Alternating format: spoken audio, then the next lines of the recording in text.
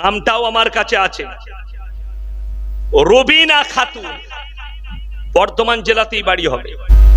এক মন্ত্রী বলেছেন ভোট নাকি ফেরেশতারা এসে দিয়ে যাবে, এই বিষয়ে আপনার মতামত কি? হুজুর, আপনার সাথে প্রসেনজিতের দেখা হয়েছিল, কি কথা হয়েছিল? কি নিজেদের ঘরে নিজের আগুন ধরিয়েছো? তুমি বিয়েতে গান বাজাও, তার জন্য তো সে সুযোগ পেয়েছে। সে কি জানে? সে তো অমুসলিম। সে জানে ইসলামে গান বাজনা অসুবিধা নাই। কেন বলুন, আমি দেখিয়ে দেব। তার নাম হচ্ছে বেনজির চিশতি, কাজী বেনজির চিশতি। বাংলাদেশে বাড়ি না ভারতে জানি না, হারামখোরের আওলাদ, ভণ্ড, দাঁড়িয়ে বলেছে স্টেজে যে বিয়েতে গান বাজনা হবে না সেই বিয়ে হারাম। জোরে বলুন নাউজুবিল্লাহ। এর নামটা পর্যন্ত করে নিলাম, ইউটিউব আর ফেসবুকে খুঁজেন হারামখোর, দেখতে পাবেন। আমাদের মতো টুপিধারী মৌলবি সেজেছে।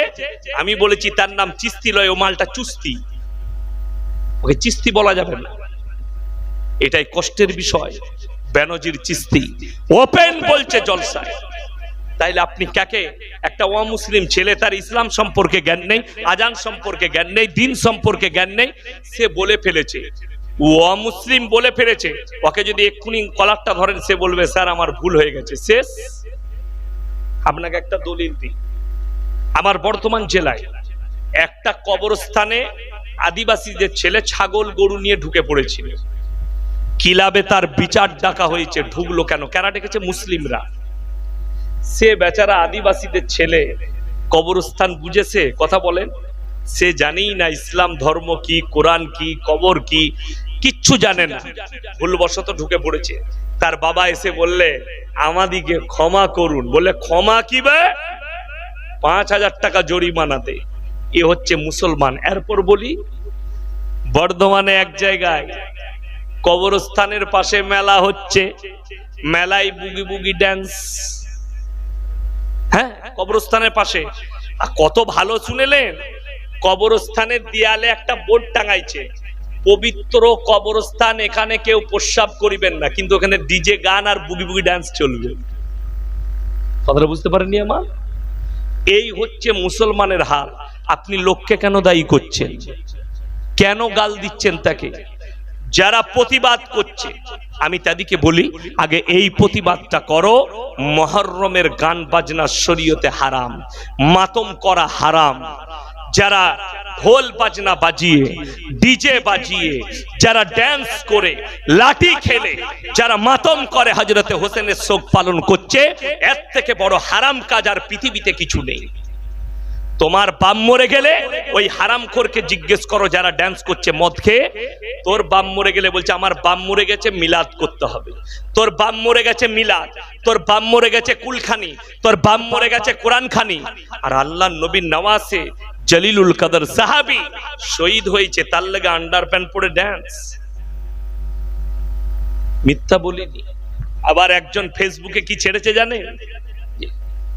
একজন বড় আল্লাহর ওলি মুহররমের দিনে আগুনের ওপরে মুসল্লা বিছিয়ে নামাজ পড়েছে। তাহলে হুজুররা এত পরেজগার কেউ নয়।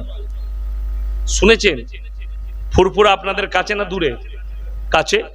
কালকে গিয়ে একবার ওসিয়তনামাটা পড়ে আসুন। দাদা হুজুর পীর কেবলা রহমতুল্লাহ আলাইহ উনার জীবনীতে একটা বার করেন যে দাদা হুজুর কোনোদিন আগুনের উপরে মুসল্লা বিছিয়ে নামাজ পড়েছে। শুনেছেন কোনোদিন? কথা বলেন না। কেন? যে মুসল্লাটা বিছিয়ে নামাজ পড়তে গেছে প্রথমেই ওই নামাজ পড়াটাই হারাম। একটা গজল আছে দেখবেন, সচরাচর আমাদের কাছে পরিচালন মানে সব সময় চলে জলসায় ফলসায়, কি বিসমিল্লাহ বলে গিলাস তুলে গালে ঢেলে নিল, বিসমিল্লাহর ওসিলাই বিষ পানি হয়ে গেল। 100% কেলানি খাবে কবর। এই গজলটা গাওয়ার কারণ, এই গজলের লাফজটা কতটা শরীয়ত বিরোধী আপনাদেরকে বলে দিই, কোরআন হাদিস বিরোধী। কোরআনে প্রথমেই আছে ফামানি তুররা গায়রা বাগিন ওয়ালা আদিন ফালা ইসমা আলাইহি। তোমরা এমন জায়গায় পৌঁছে গেছো যেখানে কোনো খাবার নাই। বাগিউ মানে হচ্ছে ক্ষতিগ্রস্ত, কোনো খাবার নেই। মরে যাবেন আপনি না খেলে, সেখানে হারাম জিনিস আছে, শুয়োরের মাংস হোক, কাটা মাংস হোক, যা আছে হারাম, অতটুকু খেতে পাবেন যতটুকু খেলে আপনার প্রাণ বেঁচে যাবে। এটা কোরআন, জোরে বলুন সুবহানাল্লাহ। আপনি যদি আমাকে বলেন হুজুর আপনি কত বড় পরেজগার, দেখবো কারেন্টের তারটা বিসমিল্লাহ বলে হাত দেন তো, ও কারেন্ট আমাকে চিনে যে এটা ইয়াসিন হুজুর? ও তো আমার বীজ মারার মেরে দিবে, ও তো আর চিনে না এটা ইয়াসিন হুজুর। তাহলে যে ধরতে যাচ্ছে সে পাবে। আত্মহত্যা করা কি কথা বলে না পাপ? তা কেউ যদি জেনে বুঝে বিষটা ঢালে গালে, ওটা পাপ হবে না কি হবে, নাকি হবে? পাপ হবে। ভুলবশত বলতে পারে, ভুলে কেউ গিলাস ঢেলে নিয়েছে, আল্লাহ তাকে বিসমিল্লাহ বলে খাওয়ার বরকতে বাঁচিয়েছে। এটা হচ্ছে সহি রিওয়ায়াত, সহি ভাষা। এই ভাষাটা ঠিক যে ঘরে রাখা ছিল বিষ, সে বিসমিল্লাহ বলে ভুলবশত খেয়ে ফেলেছে, তো আল্লাহ তাকে বাঁচিয়ে দিয়েছে বিসমিল্লাহর বরকতে। এটা দারুণ সুন্দর কথা। কিন্তু বিষটাকে গালে ঢেলে নিল জেনে শুনে, যে বিসমিল্লাহ বললে বলে বেঁচে গেল, এই গালে ঢালাটাই তো পাপ করেছে। আমি যদি বিসমিল্লাহ বলে সাপের গর্তে হাত ভরি, সাপ আমাকে চুমু খাবে না কামড়াবে? ওর সাপের সিফাতটা হচ্ছে কামড়ানো, যাকে পাবি কামড়ি। যদি বলেন না আপনি যদি ওলি হন আপনাকে কামড়াবে না, এরপর শুনে লাও হাদিসটা কোরআন। পৃথিবীর যতগুলো ওলি আছে, যতগুলো মাজার আছে, যতগুলো ওলি আছে, শুনে নাও। ফুরফুরা থেকে শুরু করে খাজা মঈনুদ্দিন চিশতি রহমতুল্লাহ আলাই, আব্দুল কাদের জিলানী রহমতুল্লাহ আলাই, যত ওলি আছে পৃথিবীর সমস্ত ওলির থেকে উঁচু নবীজির পাশে ছিলেন। তিনার নাম হচ্ছে হযরতে আবু বকর সিদ্দিক রাদিয়াল্লাহু তাআলা আনহু। তার থেকে বড় ওলি আব্দুল কাদের জিলানী কি কথা বলেন না? কোন পীর নয়। নবীজি সিদ্দিক লকব দিয়েছিলেন, সিদ্দিক মানে সত্যবাদী। গুহার মধ্যে নবীজি আবু বকরের ডান রানেতে মাথা রেখে ঘুমাচ্ছেন, আর হযরতে আবু বকর নিজের চাদরটা ছিঁড়ে ছিঁড়ে ছিদ্রগুলো বন্ধ করছেন। এমন অবস্থায় এক ছিদ্র থেকে একটা সাপ বের হয়ে দংশন করেছে। সাপ যখন হযরতে আবু বকরকে চিনতে পারেনি, ইয়াসিনকে কি করে চিনবে? মুসল্লা বিছিয়ে নামাজ, হ্যাঁ।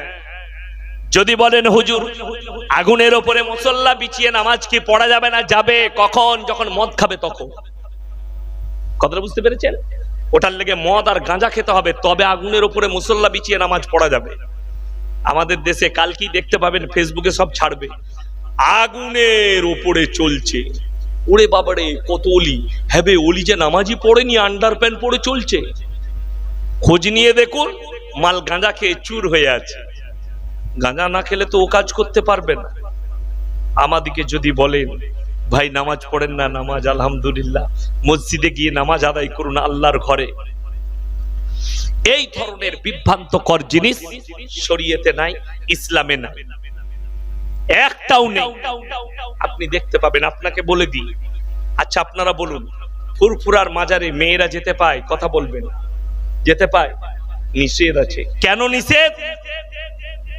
লেখা আছে শরীয়তে, মেয়েদের মাজারে যাওয়া তো দূরের কথা, মনে মনে নিয়ত করাটাও গুনাহ এবং পাপ। ওই জন্য দাদা হুজুর পীর কেবলা রহমতুল্লাহ আলাই তিনার ওসিয়তনামায় লিখেছে, মেয়েদের যাওয়া তো দূরের কথা, নিয়ত করাটাও হারাম। আপনারা বলুন, আজমিরে মেয়েরা যে মাথা ঠুকে না ঠুকে না? কথা বলেন।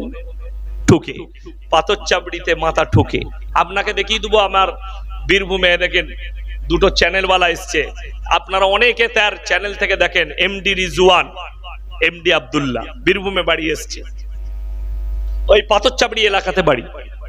আপনাকে দেখিয়ে দেবো, বীরভূমে অনেক গাড়িতে, আপনার হুগলিতেও আছে, গাড়ির ওপরে লিখেছে দাতা বাবা দান, লেখা থাকে না? থাকে না? আচ্ছা, দেনেওয়ালা আল্লাহ না পৃথিবীর কোন মানুষ? তাড়াতাড়ি বলেন। আল্লাহ যদি দেয় তাহলে দাতা বাবা কি করে দিলে? না, দাতা বাবার মতো হয়ে দেখাও, তুমি অনেক কিছু পাবে। ওই জন্য কালকের জলসায় আমি কি বলেছি জানেন? হাওড়ায় ধুলাগড়ে একটা কথা বলেছি যে ভাই, আজকে সমাজে যে জিনিসটা রেখে যাওয়ার কথা আমরা কেউ ওই সম্পদ রেখে যেতে পারি না। যারা বাবা আছেন, যাদের সন্তান আছে, মারা শুনেন, বাপরা শুনেন, পৃথিবীতে সব থেকে দামি সম্পদ দুনিয়াতে আপনি যদি রেখে যান, একটা সম্পদ রেখে যাবেন, টাকা লয়, ধন দৌলত লয়, কোটি টাকা নয়, নেক সন্তান রেখে যান, যে আপনি মরে যাওয়ার পরে আপনার জন্য কোরআন পড়ে দিবে, আপনার জন্য দোয়া করবে, আপনার কবর জিয়ারত করবে। আপনাদের তো লোক মরে গেলে হুজুরকে হায়ার করতে হয় কবর জিয়ারতের জন্য, ঠিক বলছি না ভুল বলছি? কিন্তু শুনেলেন নবীজি বলেছেন, হে আমার সাহাবীরা, বাপ যদি বেটার জন্য দোয়া করে আর বেটা যদি বাপের জন্য করে, বিদ্যুতের গতিতে কবুল হবে। জোরে বলুন সুবহানাল্লাহ। নেক সন্তান বাপের জন্য দোয়া করবে, স্বামী স্ত্রীর জন্য, স্ত্রী স্বামীর জন্য। আপনি আমাদের মতো মৌলবীকে হায়ার করেন, হুজুর আমার বাপের কবরটা একবার জিয়ারত করে দিবেন, তাহলে তোমাকে তোমার বাপ রেখে গিয়ে কি লাভ করলো, কি ফায়দা দিল? এটাই তো আমাদের ভাবনা চিন্তা ধারণার বাইরে। আমরা বুঝতেই পারি না যে আমরা শরীয়ত কিভাবে মেনে চলছি, কিভাবে চলছে। আজকে মানুষ দেখুন, এই ড্যান্সটাকে শরীয়ত মনে করেছে, তবেই তো করছে, ঠিক কিনা কথা বলেন? যারা নাচছে মহরমে, তারা শরীয়ত মনে করে নাচছে না শরীয়তের বাইরে নাচছে? বলুন। শরীয়ত মনে করে নাচছে, এই জায়গাতেই পাপ কাজ। যেটা ইসলামের বিরুদ্ধে কাজ আর ওটাকে শরীয়ত মনে করা, ওটার নামই হচ্ছে শিরক, ওটার নামই হচ্ছে বিদআত। আপনি শরীয়ত মানতে পাবেন না, ওটাকে শরীয়ত মনে করতে পাবেন না। আমার ভাই, যারা শরীয়ত মনে করছেন তাদেরকে অনুরোধ করে বলছি, ওই জায়গাগুলোকে ওই জায়গা থেকে সরে আসুন, যুবক দিকে সরান। আপনাকে বলি, আমি সেদিনে শুক্রবারই যাচ্ছিলাম, পাঁচলাই দেখলাম মিছিল বেরিয়েছে, ডিজে বক্স আছে, গান চলছে, তুমুল গান, কি বললেন, হিন্দি গান চলছে, আর সেইখানে কলমা লেখা টানা আছে, নবীজি হাই হোসেন হাই করছে, ইয়া রাসূল আল্লাহ করছে। নবীজির নামের সঙ্গে এটা বিয়াদবি নয়? গানটা, এই ডিজেটা বিয়াদবি নয়? এটার প্রতিবাদ কে করবে? আপনি কাল থেকে এই জলসা যখন ইউটিউবাররা ছাড়বে, 100টা ভণ্ডকে দেখতে পাবেন গালি দিয়ে, আপনাকে এক্ষুনি দেখিয়ে দিচ্ছে। একটা মেয়ে, তার নামটাও আমার কাছে আছে, রবিনা খাতুন, বর্ধমান জেলাতেই বাড়ি হবে, আমাকে কমেন্টে লিখেছে, তোমরা শয়তান, তোমরা এসব বুঝবে না। জোরে বলুন নাউজুবিল্লাহ। আমি বললাম, ভক্ত ভালো, অন্ধ ভক্ত হইও না। কেন লিখেছে? এই মেয়েটা ওই নোংরা মেয়ে যে মরদদের দলে ঢুকে জিনা করে এবং ড্যান্স করে। বর্ধমানে যাদের মোবাইল আছে আমাকে হোয়াটসঅ্যাপে কালকে সালাম পাঠাবেন, ইউটিউব আর ফেসবুকে আমার নম্বর পাবে, আমি আপনাদেরকে হোয়াটসঅ্যাপে লিঙ্কটা পাঠিয়ে দেবো। বর্ধমান টাউনে মুসলমান যুবক যুবতীর অবস্থাটা দেখে নিবে। আমি তো বর্ধমানের ছেলে, আমি বর্ধমান টাউনে ঘুরে বেড়াই, কেন বাপের হিম্মত থাকলে আমাকে হাত লাগিয়ে।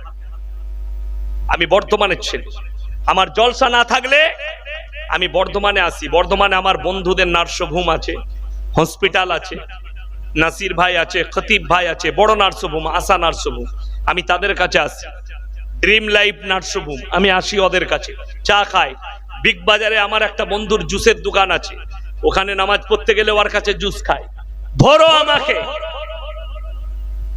কেউ অর্ডার দেয়নি, এরা চলে এসছে। কিন্তু আল্লাহর কৃপায় আপনি বিশ্বাস করুন, আপনারা জলসা দিয়েছেন মুহররম উপলক্ষে, আল্লাহ আল্লাহ রসুলের কথা শোনার জন্য, এ বড় নেকির কাজ করেছেন। জোরে বলুন সুবহানাল্লাহ। দুটো হাদিস কোরআনের কথা, লাস্টে দোয়া হবে। আমি বলে যাচ্ছি, হযরতে হোসেনের জন্য এক টুক চোখের পানি ফেলাবেন, আপনার কামিয়াবি হয়ে যাবে। জোরে বলুন সুবহানাল্লাহ। আল্লাহ রসুলের জন্য চোখের পানি ফেলাবেন, আপনি কামিয়াবি হয়ে যাবেন। আমার মুসলমান ভাই, যদি আপনারা কামিয়াবি পেতে চান তো একটাই রাস্তা সবাই ধরবো, বলুন ইনশাআল্লাহ। সেই রাস্তাটার নাম হচ্ছে ইহদিনাস সিরাতাল মুস্তাকিমের রাস্তা। মন্ত্রী বলেছেন ভোট নাকি ফেরেশতারা এসে দিয়ে যাবে, এই বিষয়ে আপনার মতামত কি? হাসিনার এক মন্ত্রী বলেছে। ও হ্যাঁ, ও যা পরেজগার এমনি দিয়ে যাবে, ফেরেশতা আসবে না, শয়তান আসবে, আমার জানা আছে। কি বুঝলেন? সে তো গোটা দেশের মানুষ, পৃথিবীর মানুষ দেখলো যে ফেরেশতা কাদের কাছে আসবে। ও তো যেদিনে পদ্মা সেতু উদ্বোধন হলো দেখেছিলেন, কোরআন তেলাওয়াত কে করেছিল? ডাক্তার ইউসুফ বিন আহমদ করেছিল তো নাকি? কে? এক মাল করে এলো দাড়ি চাচা মাল, কোরআনটাই শুদ্ধ নয়। যখন ও কোরআন পড়ছিল মোটামুটি ব্রিজ থেকে ফেরেশতারা 100 হাত দূরে সরে গেছে। মানে কোরআনই সবটাই ভুল, তো সবটাই ভুল। এখানে তুমি তোমার হাসিনাকে জিজ্ঞেস করো, তুমি আলেমদের উপরে জুলুম করো, নবীর ওয়ারিসদের উপরে। আল্লাহর কোরআনে আছে ইন্নামা ইয়াখশাল্লাহা মিন ইবাদিহিল উলামা, আমার নবী আর পয়গম্বরের পরে সবথেকে আমাকে বেশি ভয় করে উলামা সম্প্রদায়। তুমি তাদের উপরে অত্যাচার করো আর ফেরেশতারা ভোট দিয়ে যাবে। তোর হাসিনার বাপের হিম্মত থাকলে তাকে বল 70 পথে ভোট করতে, তোরা যদি না ডুবিস আমি মৌলবি ইয়াসিন আর জীবনে বাংলাদেশে পা রাখবো না। হকের উপরে ভোট করে দেখা। হুজুর আপনার সাথে প্রসেনজিতের দেখা হয়েছিল, কি কথা হয়েছিল? কি ফ্যার, কি কথা হবে? আমি তাকে দেখিনি। আমি শেরে পাঞ্জাবে ড্রাইভারকে বললাম গলায় ব্যথা হচ্ছে, একটা চা খাবো। তো আমি দাঁড়িয়েছি, খাটে বসলাম, চা আনতে গেল। তো তার দুটো বডিগার্ড ছুটে এলো, সালাম আলাইকুম হুজুর। আমি তাদেরকে দেখে বুঝতে পারলাম এরা কোনো গার্ড হবে কারো। কোথায় বাড়ি? একজন বলল হুজুর আমার বীরভূমে, একজন বলল নদিয়ায়। সবসময় আপনার জলসা শুনি, স্যার একবার আমাদের সাথে আসুন। কোথায়? একবার আসুন না। নিয়ে গেল, তখন দেখছি কামরার ভেতরে ঢুকালো, ফিল্মের আর্টিস্ট প্রসেনজিৎ বসে আছে, আমাকে নমস্কার করলো। স্যার এই ছেলেগুলো আমার থেকে বেশি আপনার ভক্ত। আমি বললাম আপনার তো ভক্ত হবে না, আপনি তো নাটক করেন, ভক্ত আমারই হবে, তাই না? যেহেতু আমি হক পথে বায়ান করি। বললে খুব ভালো লাগে আপনার কথা, গাড়িতে ছেলেগুলো আপনার বায়ান শুনে, গাড়িতে যখন কোথাও সফরে যায় সুন্দর লাগে। বাস এতটুকু কথা হয়েছে। আমি যার সঙ্গে দেখা হয় আমি প্রসেনজিৎকেও মন থেকে দোয়া দিয়েছি, আল্লাহ তুমি ইসলামের জন্য কবুল করো। এটা আমার দোয়া থাকে প্রত্যেকটা অমুসলিম ভাইয়ের জন্য। আর এই দোয়া আমার মৃত্যুকাল পর্যন্ত সমস্ত বেঈমান কাফের অমুসলিম সকলের জন্য থাকবে। জোরে বলুন আল্লাহুম্মা আমিন। ইন্ডিয়া জোট নিয়ে আপনার মতামত কি? আর মোদিজি ইন্ডিয়া জোটকে জঙ্গি বলেছে, এ তো ভালো জিনিস। আচ্ছা, অন্ধ যারা হয় তাদেরকে কালো চশমা পরিয়ে দিলে দেখতে পাবে। আমি আর কিছু বলবো না, কি বুঝলেন? শুনেলেন? ইন্ডিয়া জোট যেটা হয়েছে না হয়েছে জানি না, তবে একটা কথা বলবো, ইন্ডিয়া জোটে মুসলমানদিকে অ্যাভয়েড করা হয়েছে। যতগুলো মুসলিম দল আছে একজনকেও ইনভাইট করা হয়নি। তাতে আসাদুদ্দিন ওয়াসি হোক, বদরুদ্দিন আজমল আসামের, তার 18টা এমপি আছে, এবং যারা আরো দল আছে, ছোটখাটো আঞ্চলিক দল আছে, তাদেরকেও ইনভাইট করা হয়নি। তার মানে এদিকে অ্যাভয়েড করে চলো। আমাদিকে যত অ্যাভয়েড করবে আল্লাহ তত বৃদ্ধি দিবে। জোরে বলুন সুবহানাল্লাহ। দরকার নেই, কোনো অসুবিধা নেই। যদি কেউ মনে করে সম্মান আল্লাহর কসম করে বলছে আল্লাহর তরফ থেকে হয়, ঠিক কি না? কথা বলে